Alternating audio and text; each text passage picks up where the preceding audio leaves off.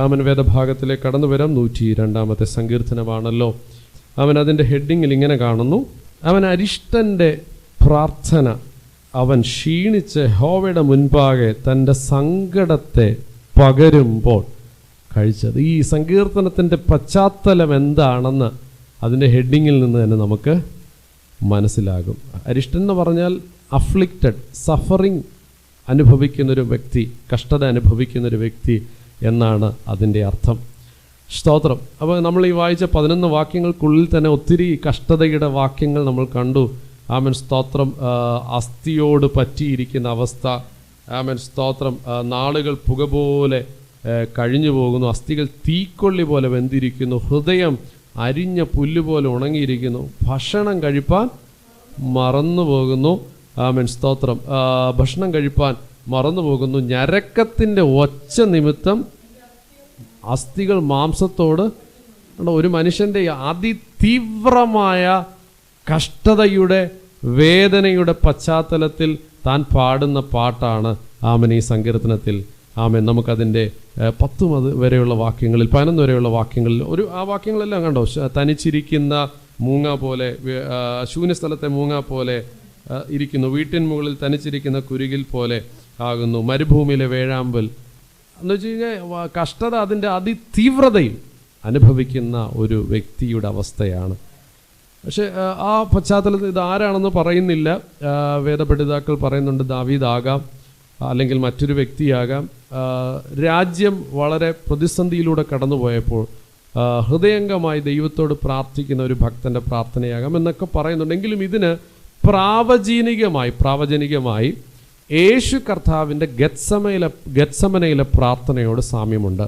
ഗെത്സമനയിൽ പിതാവിനാൽ തള്ളപ്പെട്ട് പിതാവിൻ്റെ സന്നിധിയിൽ അബ്ബാ, കഴിയുമെങ്കിൽ ഈ പാനപാത്രം എങ്കിൽ നിന്ന് നീക്കണമെന്ന് ദൈവത്തോട് പുത്രനായ ക്രിസ്തു പ്രാർത്ഥിച്ച ആ പ്രാർത്ഥനയോട് താരതമ്യപ്പെടുത്താവുന്ന ഒരു പ്രാവചനിക സങ്കീർത്തനമെന്നും ഈ സങ്കീർത്തനത്തെ അറിയപ്പെടുന്നു. അതുകൊണ്ട് ഇത് മശിഹ സങ്കീർത്തനമായി കണക്കാക്കപ്പെടുന്നു. ഞാൻ അതിൻ്റെ പശ്ചാത്തലത്തിലേക്ക് അധികം കടന്നു പോകാൻ ആഗ്രഹിക്കുന്നില്ല. എങ്കിലും ആ വായിച്ച ഹെഡിങ്ങിൽ നിന്ന് ദൈവത്തിൻ്റെ പരിശുദ്ധാത്മ നമ്മോട് സംസാരിച്ചൊരു കാര്യമുണ്ട്.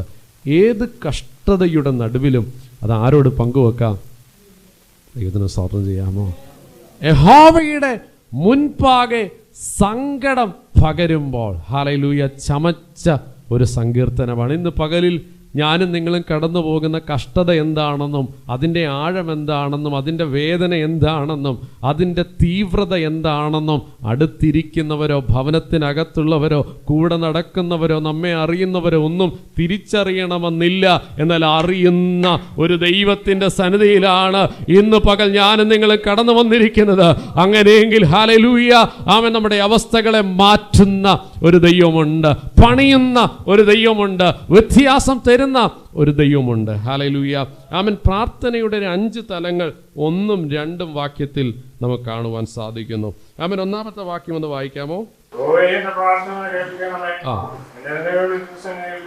ആമേൻ. ഇവിടെ സംഗീതക്കാരൻ പറയുക, യഹോവേ എൻ്റെ പ്രാർത്ഥന കേൾക്കണമേ, എൻ്റെ നിലവിളി തിരുസന്നിധിയിൽ വരും. വളരെ സിമ്പിളായി താൻ കടന്നു വരുന്നൊരു കാര്യം. അവൻ ഇത്രയും വലിയ കഷ്ടതകളുടെ ലിസ്റ്റ് നമ്മൾ വായിച്ചു. എന്നാൽ ആദ്യം പറയുന്നത് കർത്താവിനോടാണ്, അല്ലേ? യഹോവേ എൻ്റെ. ആ വാക്യത്തിൽ നമുക്കൊരു കാര്യം കാണുവാൻ സാധിക്കുന്നു. ഫസ്റ്റ് പ്രയോറിറ്റി ആദ്യം പറയുന്നത്, ആദ്യം പങ്കുവെക്കുന്ന ആരോടാ? യഹോവ, ദൈവമാണ്. നമ്മൾ തിരുവചനം പഠിച്ചാൽ ആദ്യത്തെ ഉൽപ്പത്തി പുസ്തകം 1-ാമത്തെ അധ്യായം 1-ാമത്തെ താളിലെ 1-ാമത്തെ വരിയിലെ 1-ാമത്തെ വാക്യം നമുക്ക് കാണാതറിയാം, അല്ലേ? എന്താണ്? ആദിയിൽ ദൈവം ആകാശവും ഭൂമിയും സൃഷ്ടിച്ചു. 66 പുസ്തകങ്ങളിൽ ഇത്രയും ശ്രേഷ്ഠമായ തിരുവചനത്തിൻ്റെ ആദ്യത്തെ വരിയിൽ പറയാനുള്ളത് മറ്റാരെയും കുറിച്ചല്ല, ദാവീദിനെ കുറിച്ചല്ല, യോസഫിനെ കുറിച്ചല്ല, മോശയെ കുറിച്ചല്ല, ആമൻ സ്തോത്രം, ആമൻ, മറ്റ് അത്ഭുതങ്ങളെ കുറിച്ചല്ല. പറയാനുള്ള ഒരേ ഒരാള് സർവശക്തനായ ദൈവത്തെ കുറിച്ചാ.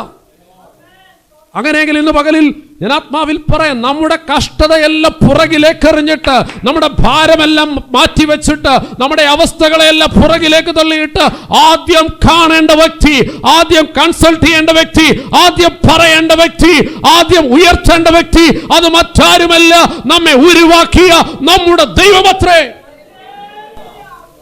അതുകൊണ്ട് ആ പ്രാർത്ഥന തുടങ്ങുമ്പോൾ യഹോവേ അല്ലേ, എത്ര പേര് ഈ സങ്കീർത്തനക്കാരനെ വിളിക്കാം.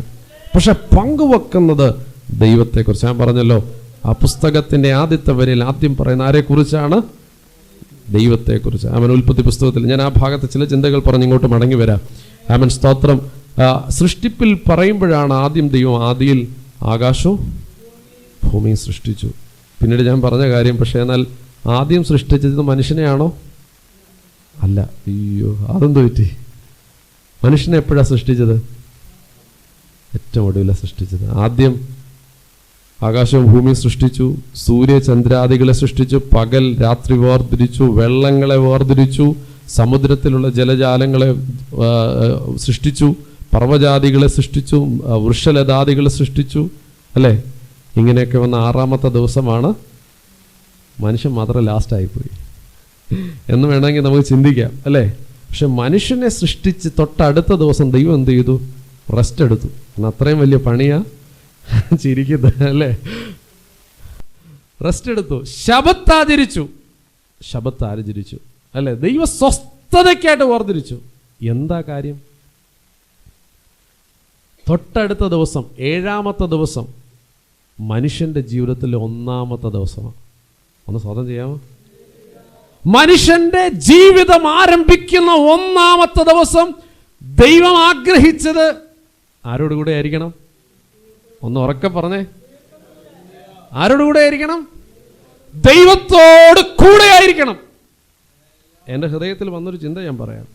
ഈ 1ാമത്തെ ദിവസം ആദ്യം മനുഷ്യനെ സൃഷ്ടിച്ചായിരുന്നെങ്കിൽ അടുത്ത ദിവസം ടൂർ പോയാൽ സൂര്യനെ എങ്ങനെ കാണാം, ചന്ദ്രനെ എങ്ങനെ കാണാം, അല്ലെ പോണ്ട കടലിൽ പോയൊന്ന് കാണാം. നിങ്ങളാരും എൻ്റെ കൂടെ ഇല്ലേ? കടലിലെ ജീവികളെ, അല്ലെ കരയിലെ ജീവികളെ സൂവിപ്പോയെന്ന് കാണാം. ചിന്ത വരത്തില്ലേ? കാരണം നമ്മൾ ആരാ? ഇരുകാലി മൃഗങ്ങൾ, അല്ലേ? മനുഷ്യരാ. ദൈവത്തിന് ഇത് വ്യക്തമായിട്ട് അറിയാം. ദൈവം പറയാ, എടാ ഇതെല്ലാം നിനക്ക് പുറകില, നീ ആരുടെ കൂടെ ഇരിക്കണം? ഒന്ന് സ്വതന്ത്രം ചെയ്യാമോ? ആഴ്ചയിലെ 1ാമത്തെ ദിവസം ഏതാ? സൺഡേ. ആഴ്ചവട്ടത്തിന്റെ 1ാമത്തെ ദിവസം സൺഡേ. പക്ഷെ നമ്മൾ വീക്കെൻഡ് ആയിട്ടാ പറയുന്നത്. ആഴ്ച തീരുന്ന ദിവസം അല്ല. ആഴ്ചവട്ടത്തിന്റെ 1ാമത്തെ ദിവസം സൺഡേ, മൺഡേ അല്ല കേട്ടോ. 1ാമത്തെ ദിവസം സൺഡേ, ആഴ്ചവട്ടത്തിന്റെ 1ാമത്തെ നാൾ. അപ്പോൾ ആ ദിവസം ആർക്കുള്ളതാ? ആരോട് കൂടെ ഉള്ളതാ? 1ാമത്തത് ദൈവത്തിന് കൊടുക്കണം. ദിവസത്തിന്റെ ആരംഭം, ജീവിതത്തിന്റെ ആരംഭം, ശുശ്രൂഷയുടെ ആരംഭം, നന്മയുടെ ആരംഭം, ആരാധനയുടെ ആരംഭം ആർക്ക് കൊടുക്കണം? പക്ഷെ നമ്മൾ 6 ദിവസവും സൂര്യൻ, ചന്ദ്രൻ, മൃഗങ്ങൾ, പക്ഷിജാലങ്ങൾ, പർവ്വജാതികൾ, ഇതിൻ്റെ എല്ലാം ഇടയില ആണോ? അല്ലേ? മിക്കവാറും അങ്ങനെ.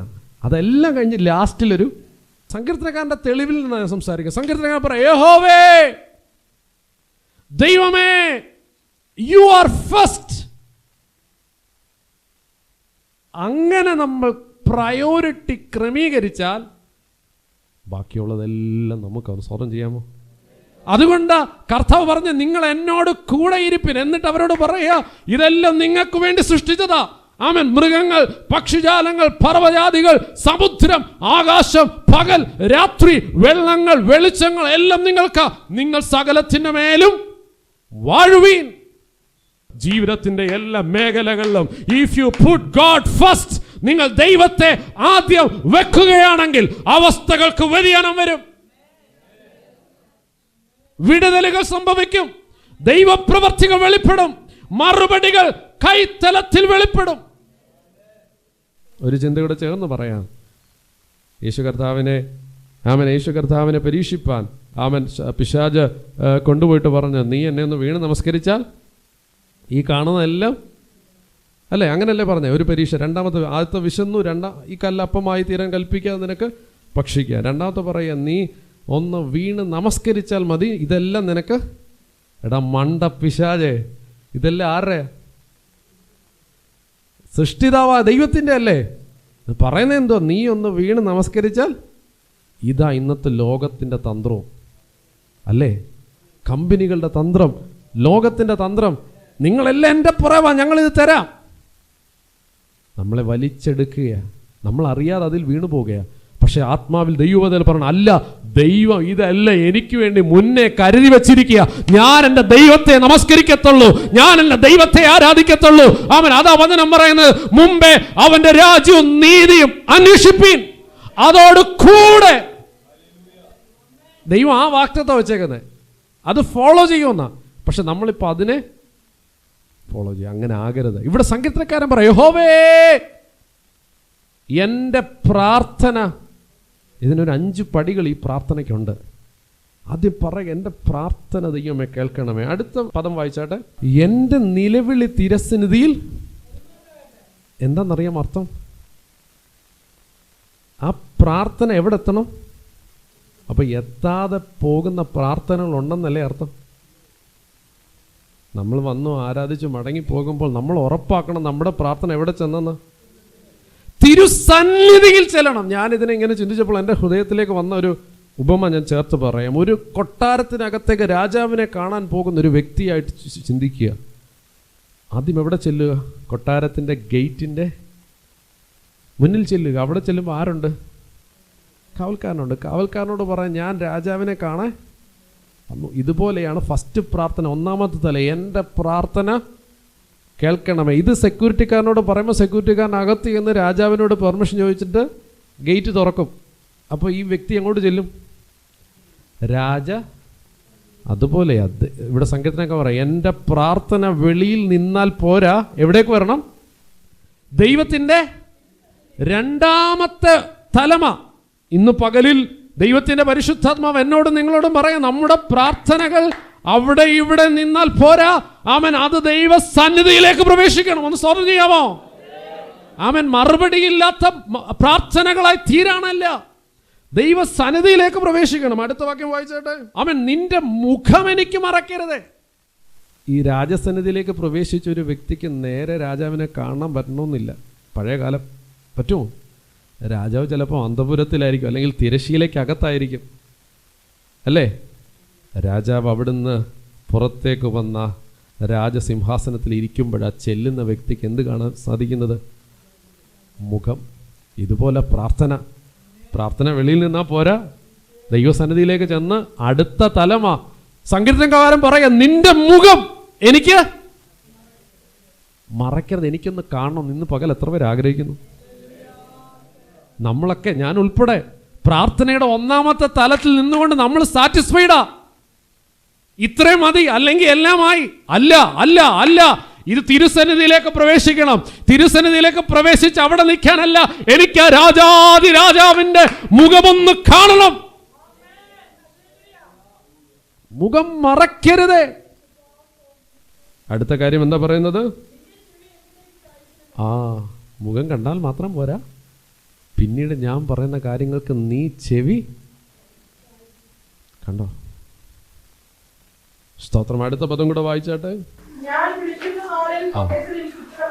ആ രാജസന്നിധിയിൽ നിന്ന് ഒരു മറുപടിയും കൂടെ പുറപ്പെടും. ദൈവത്തിന് സ്തോത്രം ചെയ്യാമോ? ഇത് പ്രാർത്ഥനയുടെ 5 തലങ്ങളെ കാണിക്കുക. 1, നിലവിളി ദൈവത്തോട്. 2, പ്രാർത്ഥന എവിടെ ചെല്ലണം? ദൈവസന്നിധിയിൽ. 3, അവിടുത്തെ മുഖം തുറക്കപ്പെടണം, അവിടുത്തെ മുഖം കാണപ്പെടണം. 4, അവൻ ചെവി ചായ്ച്ചത് കേൾക്കണം. 5, അവിടുന്ന് ഒരു ഉത്തരം പുറപ്പെടണം. ഇന്ന് പകൽ ആത്മാവിൽ ഈ ദൂത് ഞാൻ പറഞ്ഞിവിടെ അവസാനിപ്പിക്കുക. ദൈവവേദനേ, നമ്മുടെ ആത്മീയ ജീവിതത്തിൽ നമ്മുടെ പ്രാർത്ഥനകൾ, ദൈവത്തിലെ യാചനകൾ എവിടം വരെ എത്തിയെന്ന് ഇന്ന് പകലൊന്ന് പരിശോധിക്കണം. കഷ്ടതയുടെ ആഴങ്ങൾ വർദ്ധിക്കുമ്പോൾ നാം പ്രാർത്ഥനയിൽ മടുത്തു പോകരുത്. 12ാമത്തെ വാക്യം ഒന്ന് വായിച്ചാട്ടെ.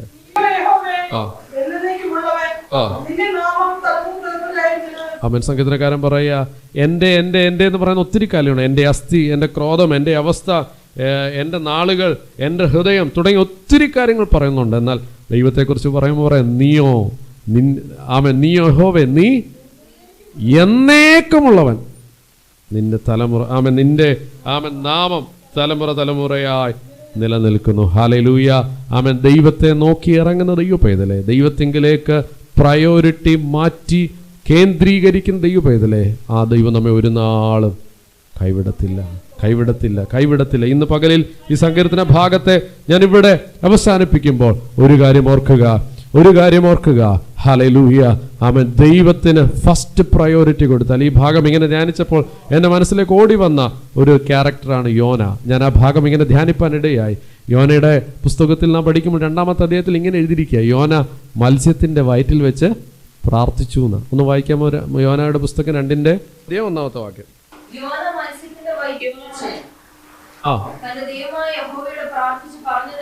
മതി. യോന ഇപ്പൊ എവിടെ വെച്ചാ പ്രാർത്ഥിക്കുന്നേ? മര്യാദക്ക് എവിടെ വെച്ച് പ്രാർത്ഥിക്കാമായിരുന്നു? 1-ാമത്തെ അതിൽ വായിച്ചു.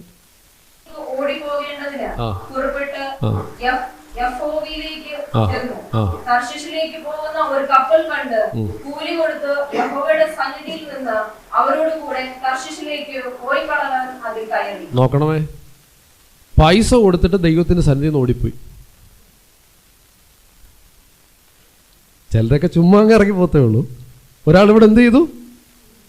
പലരും സന്നിധിയിലേക്ക് കയറാൻ പൈസ കൊടുക്കാറുണ്ട്, അല്ലേ? ഇത് കൂലി കൊടുത്തിട്ട് കൂലി അങ്ങ് കൊടുത്തു, എന്നിട്ട് ദൈവത്തിന്റെ സന്നിധിയിൽ നിന്ന് ഓടി അങ്ങ് പോയി. ഇപ്പൊ എവിടെ ഇരുന്നാ പ്രാർത്ഥിക്കുന്നത്? മത്സ്യത്തിന്റെ വയറ്റിലിരുന്നാ പ്രാർത്ഥിക്കുന്നത്. അന്നേരം ചോദിക്കും, ഈ കപ്പലിൽ പോയപ്പോൾ അതിലുള്ളവരെല്ലാം നേടിയില്ലേ? ആരാ? യോന. കാരണം കപ്പൽ മൊത്തം കുലുക്കമല്ലേ, യാത്ര ചെയ്യാൻ പറ്റത്തില്ല. അവർ നോക്കിയപ്പം ഇതാരുടെ നിമിത്തം ഈ അനർത്ഥം അവരുടെ മേൽ വന്നു? അവർ പ്രശ്നമായി, അല്ലേ? ആരുടെ നിമിത്തം? എന്തോ ഒരു പ്രശ്നം ഈ കപ്പലിലുണ്ട്. ഇത് നേരെ തർശീശിലേക്ക് പോകുന്നില്ല, ഇതിന് പ്രതിസന്ധിയുണ്ട്. ആമേൻ, സ്തോത്രം. അപ്പോഴത്തേക്ക് അവർ ചീട്ടിട്ടു. ചീട്ട് ആരുടെ മേൽ വീണു? യോനയുടെ വീണു. യോനയോട് ചോദിച്ചു, എന്താ കാര്യം? ഇപ്പം യോന കാര്യം പറഞ്ഞപ്പം അവർ പറഞ്ഞു, അയ്യോ ഞങ്ങളിനി എന്തോ ചെയ്യും? യോന പറഞ്ഞു, വേറൊന്നുമില്ല, എൻ്റെ തെറ്റാ. ഞാൻ കൂലി കൊടുത്തിട്ട് ദൈവത്തിൻ്റെ സന്നിധിയിൽ നിന്ന് ഓടിയതുകൊണ്ട് എന്നെ എടുത്ത് എവിടെ ഇട്ടാൽ മതി? കടലിലിട്ടാൽ മതി. കടലടങ്ങിയപ്പോഴത്തേക്ക് എന്താ സംഭവിച്ചതെന്നറിയാം? അവരെല്ലാവരും യഹോവയ്ക്ക് ഇത്രയും പേരെ നേടിയെന്നും പറഞ്ഞിരിക്കുക. പക്ഷെ അടുത്ത 2-ാമത്തെ അധ്യായം 8-ാമത്തെ വാക്യം വായിക്കുമ്പോൾ അവിടെ ഇങ്ങനെ എഴുതിയിരിക്കുന്നു, മിഥ്യാബിംബങ്ങളെ ഭജിക്കുന്നവർ തങ്ങളോട് ദയാലുവായവനെ ഉപേക്ഷിക്കുന്നു. യോനയുടെ നിമിത്തം കപ്പൽ കുലുക്കിയപ്പോൾ യോനയെ എടുത്ത് കടലിലിട്ടപ്പോൾ കപ്പലിനെ ദൈവം രക്ഷിച്ചു. പക്ഷെ അവരുടെ മാനസാന്തരം പെട്ടെന്ന് കഴിഞ്ഞു. മിഥ്യാബിംബങ്ങളെ ഭജിക്കുന്നവരായിരുന്നു. അവരക്കരെ എത്തിയപ്പോൾ ദയാലുവായവനെ ഉപേക്ഷിച്ചു, ദൈവത്തെ ഉപേക്ഷിച്ചു. ഞാൻ പറഞ്ഞു വന്ന കാര്യം എന്താണെന്നറിയാമോ? പലപ്പോഴും ദൈവസന്നിധിയിൽ നിന്ന് ഓടിപ്പോകുമ്പോൾ നമ്മൾ താൽക്കാലികമായ ദൈവിക വേല ചെയ്തു, അല്ലെ ദൈവിക കാര്യങ്ങൾ ചെയ്തു എന്ന് പറഞ്ഞ് തൃപ്തി അടയുന്നവരാ. ഹലോ, യോനെ അതാ ചെയ്തേ. കപ്പലിലുള്ളവരെ നേടിയില്ലേ? അവർ യാഗം അർപ്പിച്ചില്ലേ? അവർ യഹോവയെ ഭയപ്പെട്ടില്ലേ? യഹോവയുടെ സന്നിധിയിലേക്ക് വന്നില്ലേ? ചെറിയ കാര്യമാണോ? പക്ഷേ അവരാരും നിലനിന്നില്ലെന്ന് അടുത്ത അധ്യായത്തിൽ പറയുന്നു. പോട്ടെ, ഞാൻ യോനയുടെ പ്രാർത്ഥനയിലേക്ക് മടങ്ങി വരാം. ദൈവത്തിൻ്റെ സന്നിധിയിൽ നിന്ന് കൂലി കൊടുത്ത് ഓടിപ്പോയത് കൊണ്ട് അവൻ മത്സ്യത്തിൻ്റെ വയറ്റിൽ കിടന്ന് അയ്യം വിളിച്ചിട്ട് 4-ാമത്തെ വാക്യത്തിൽ 2-4 ഇങ്ങനെ പറയുന്നു, നിന്റെ ദൃഷ്ടിയിൽ നിന്ന് എനിക്ക് നീക്കം വന്നിരിക്കുന്നു, എങ്കിലും ഞാൻ നിന്റെ വിശുദ്ധ മന്ദിരത്തിലേക്ക്.